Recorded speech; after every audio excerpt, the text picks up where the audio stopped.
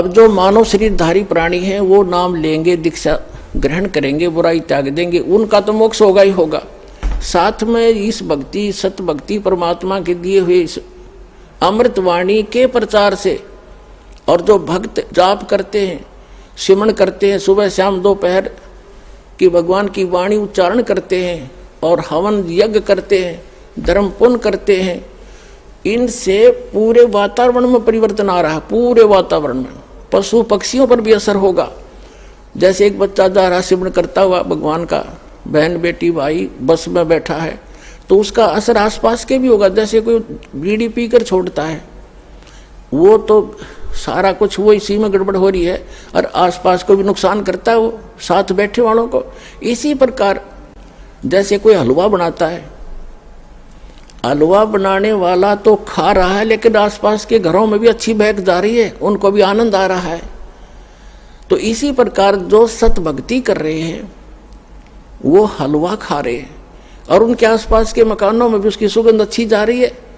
हर एक मीट पकावे, आप भी मरे, दूसरों को भी बुरी बदबू जा उसकी। तो इस प्रकार जो सत भक्ति आप जी कर रहे हो, ये पूरे विश्व को लाभ होगा। पशु पक्षियों पर भी इसका असर होगा। जो परमात्मा की वाणी दास सुनाता है और आप उसको कोई सीडी में ले गया है, कोई मोबाइल में चला रहा है, कोई हल के पीछे पीछे भी मालिक की वाणी बोल रहा है, उससे बीज भी अच्छा उत्पन्न होगा। उस अन्न को भी जो खाएगा, ऐसे व्यक्ति के बोए हुए को खाने वाले पर भी उसका असर होगा।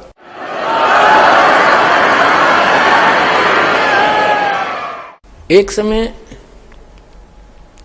परमात्मा कबीर जी के भक्त थे, वो कहीं किसी अन्य पहुंच गए, किसी कोई भगतमती बहन थी यानी कोई सेविका थी, उसके वहां चले गए।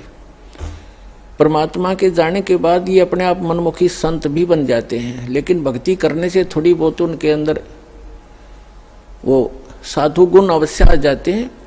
उनसे आगे लाभ भले ही ना होता, लेकिन वो आध्यात्मिक मार्ग से परिचित अवश्य होते हैं। तो इस प्रकार का एक संत किसी अपनी सेविका के घर चला गया और गुरुजी आगे गुरुजी की सेवा श्रद्धालु खूब करते हैं। और उनके घर,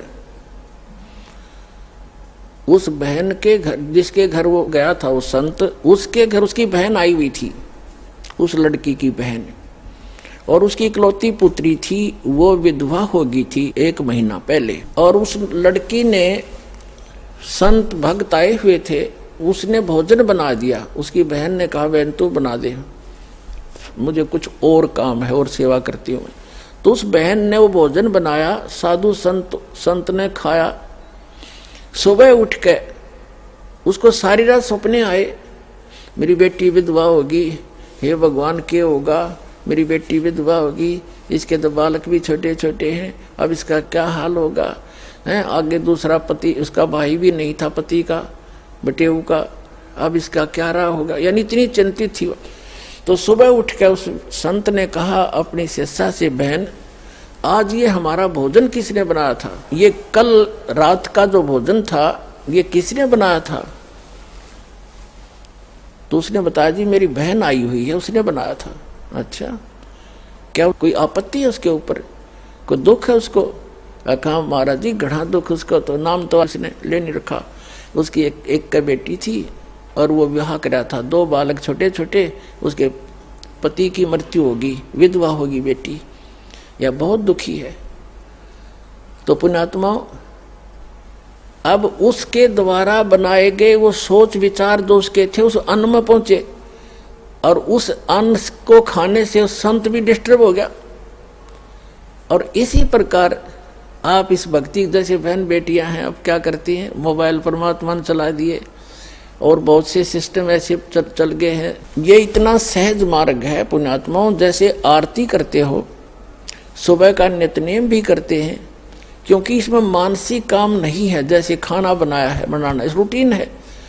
अब जैसे गाड़ी चलाते हैं, अब उसमें मानसिक काम घना नहीं होता, अभ्यास हो जाता है इनका, अपने हाथों का अपने आप ही।